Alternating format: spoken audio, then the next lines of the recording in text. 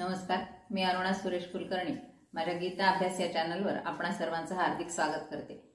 या चॅनलद्वारे भगवंताचं गीतेतील तत्वज्ञान आपल्यापर्यंत पोहोचवण्याचा माझ्या अल्पमतीने मानस आहे।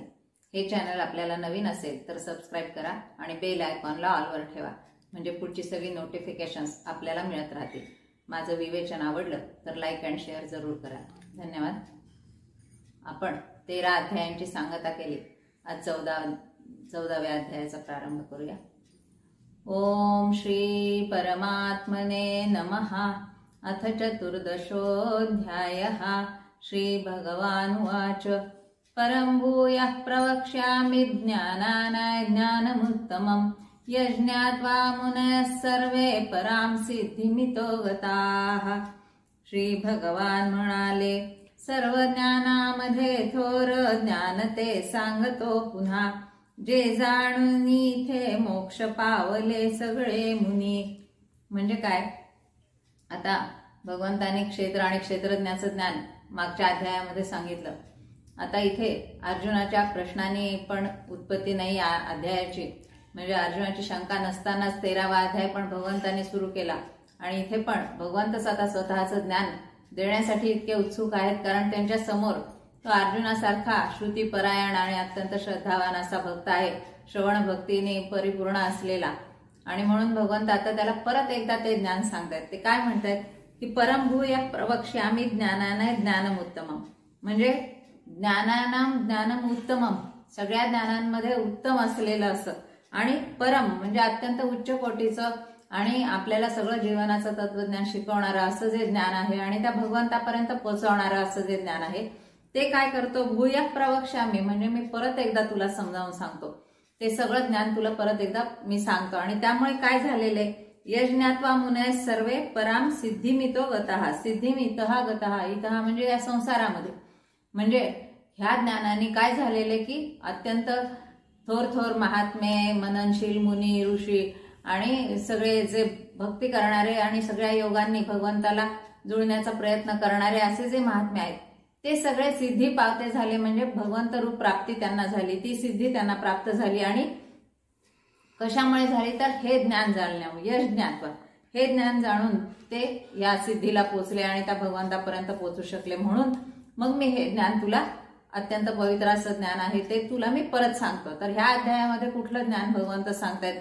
हा अध्याय आहे गुणत्रय विभाग योग, म्हणजे या त्रिगुणांचा संघ आपण कसा सोडायचा, त्याच्यातून आपण गुणातीत कसं व्हायचं, हे त्रिगुण आपल्याला कसं या संसारामध्ये बांधून ठेवतात, असं सगळं सांगणारं हे या अध्यायातलं ज्ञान आहे। आणि हे ज्ञान अत्यंत उत्तम आहे असं भगवंत सांगतायत, म्हणजे प्रत्येक गोष्टीचा अत्यंत सूक्ष्म रीतीने भगवंताने विचार केलेला आहे आणि प्रत्येक गोष्टीमध्ये आपण कसे पुन्हा त्या बंधनात पडू शकतो याचा विचार करून ते सगळ्या गोष्टींचं ज्ञान अर्जुनाच्या निमित्ताने आपल्याला देत आहेत भगवंत। आणि आता ह्या अध्यायामध्ये ते उत्तम ज्ञान आपल्याला प्राप्त होणार आहे भगवंताकडून। तर ते काय सांगतायत आपण बघूया पुढच्या श्लोकामध्ये। इदै ज्ञानमुपाश्रित्य मम साधर्म्यमागताः सर्गेऽपि नोपजायन्ते प्रलये न व्यथन्ति च। ह्या ज्ञानाच्या बळाने ते झाले माझ्याची सारिखे, जगे येवोत जावोत ते अभंग जसे तसे। म्हणजे काय की हे सगळे सिद्धी पावले, सगळे मननशील महात्मे माझ्याकडे आले, माझ्या स्वरूपाला प्राप्त झाले। म्हणजे काय झालं की ते माझ्याच सारखे झाले, म्हणजे भगवंत स्वरूपच झाले ते, म्हणजे त्या भगवंताशी साधर्म्य कसं साधायचं हे त्यांना त्या ज्ञानामुळे कळलं। त्यांनी काय सांगितलं की इदै ज्ञानम उपाश्रित्य, म्हणजे ह्या ज्ञानाचा आश्रय घेऊन, हे जे ज्ञान मी तुला सांगणार आहे त्या ज्ञानाचा आश्रय घेऊन काय झालेले की मम साधर्म्यम आगताः, म्हणजे माझ्याच स्वरूपाला ते येऊन मिळाले, ते महात्मे माझ्याच स्वरूपाला येऊन मिळाले। आणि काय झालं की सर्गे अपि न उपजायन्ते, म्हणजे काय की संसाराची सुरुवात झाली, सृष्टीची स्थापना झाली, निर्मिती झाली, तरी सुद्धा ते न उपजायन्ते, म्हणजे ते पुन्हा जन्म पावत नाहीत, या सृष्टीच्या आरंभी ते पुन्हा जन्म पावत नाहीत। आणि प्रलय न व्यथन्ति च, म्हणजे प्रलयाकाळी सुद्धा ते व्याकुळ होत नाहीत, म्हणजे जरी समजा त्यांना जन्म मिळाला तरी सुद्धा मृत्यू हा अटळ आहे आणि मृत्यू ही भगवंताकडे जाण्याची सर्वोच्च अवस्था आहे असं ते समजतात। आणि म्हणून ते व्याकुळ होत नाहीत। उलट म्हणजे जसं लहान मूल असतं ना की ते पुढच्या सणाच्या अपेक्षेने ते आनंदात राहतं, आणि त्या सणांची वाट पाहतात, तसं ते त्या भगवंताकडे जाण्याच्या सोहळ्याची वाट पाहत असतात आणि त्या प्रलयामध्ये ते व्याकुळ होत नाहीत, दुःखी होत नाहीत आणि हा संसार सोडताना त्यांना कुठलीही आसक्ती राहिलेली नसते तेव्हा. त्यामुळे मग ते भगवंताकडे अत्यंत आनंदाने जाऊ शकतात. मग असं हे ज्ञान आहे की म्हणजे जसं सूर्योदय झाला की त्या चंद्राचा अस्त होतो, तसं हे एक ज्ञान प्राप्त झालं की मग बाकीच्या सगळ्या ज्ञानांचा आपोआप लय होईल किंवा बाकीची सगळी ज्ञान जाणून घेण्याची गरजच राहत नाही, कुठल्याही शिक्षणाची गरज राहत नाही.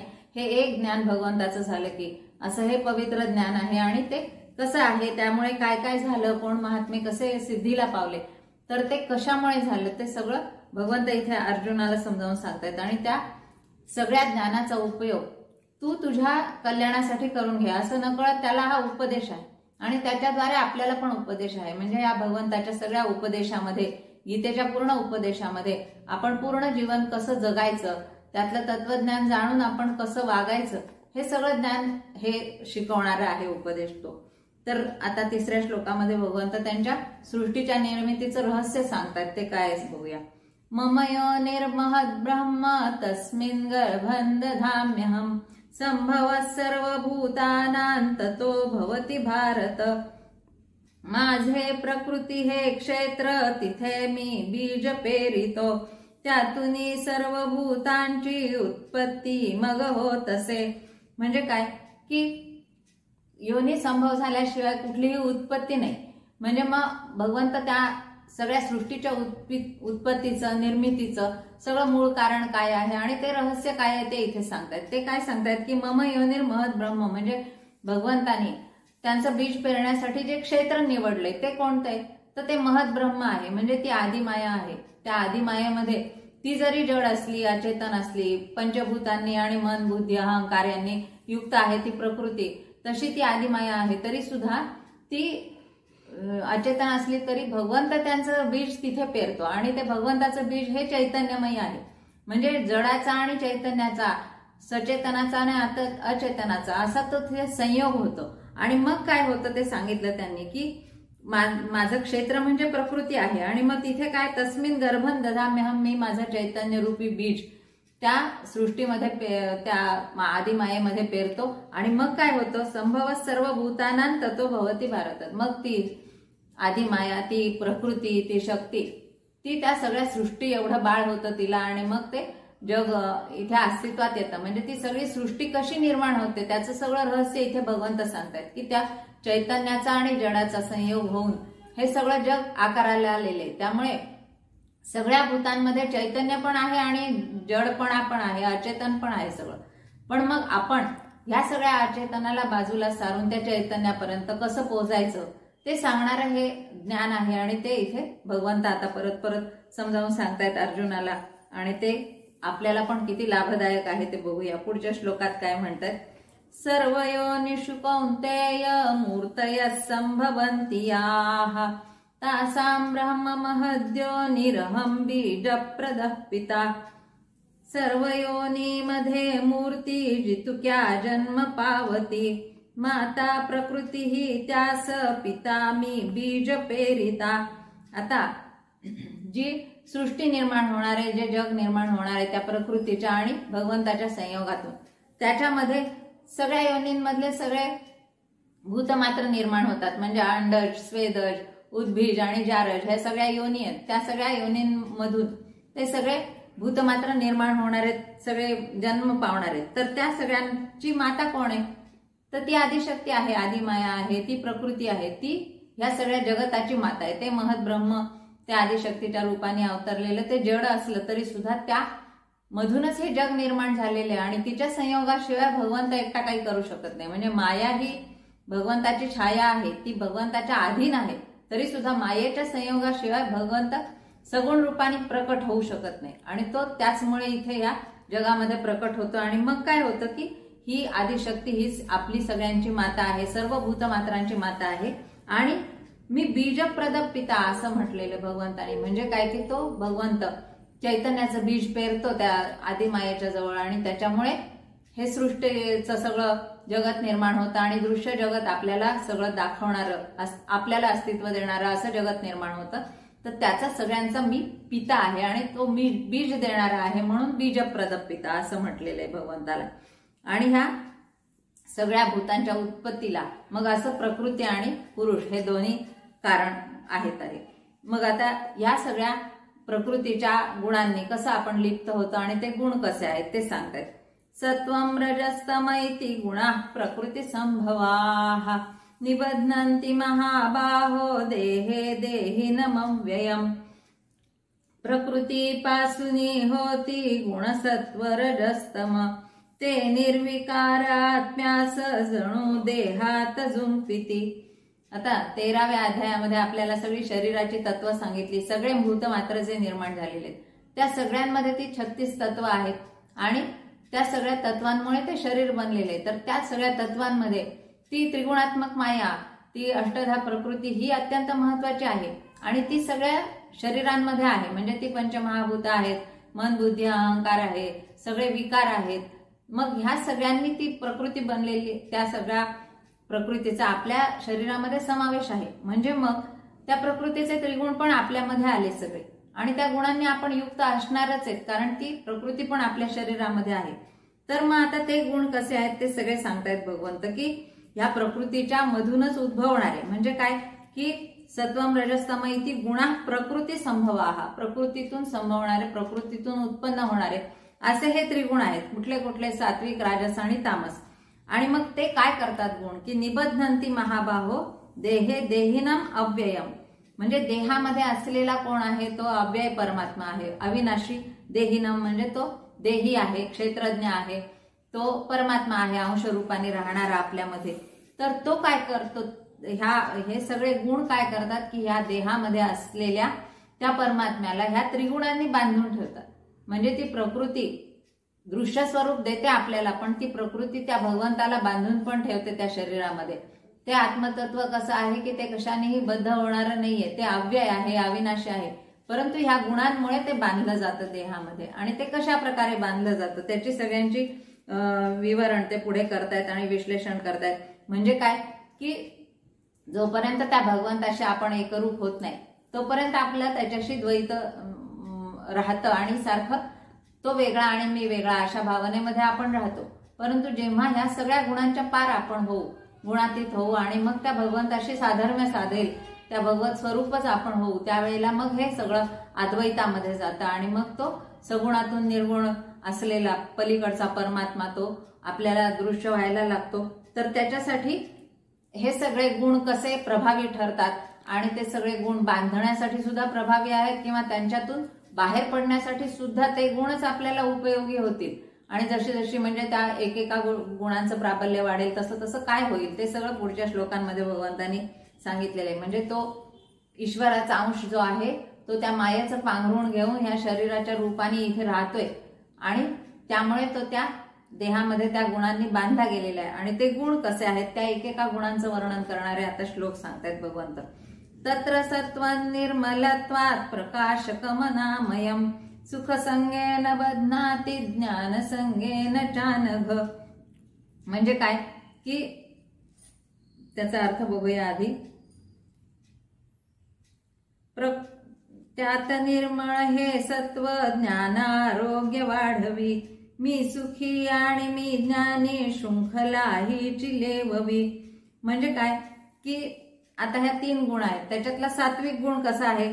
तत्र सत्वन, त्याचे सगळे गुणविशेष सांगितले. निर्मलत्वात म्हणजे तो कसा आहे? अत्यंत पवित्र आहे, निर्मळ आहे. सात्विक म्हणजे तो शुद्धच आहे, म्हणजे त्याच्यामध्ये काही विकार नाहीयेत कुठलेही किंवा कुठल्याही वेगळ्या भावना नाहीयेत, द्वेषाच्या, वासनेच्या, मोहाच्या अशा भावना नाहीयेत. तो अत्यंत निर्मळ आहे, शुद्ध आहे.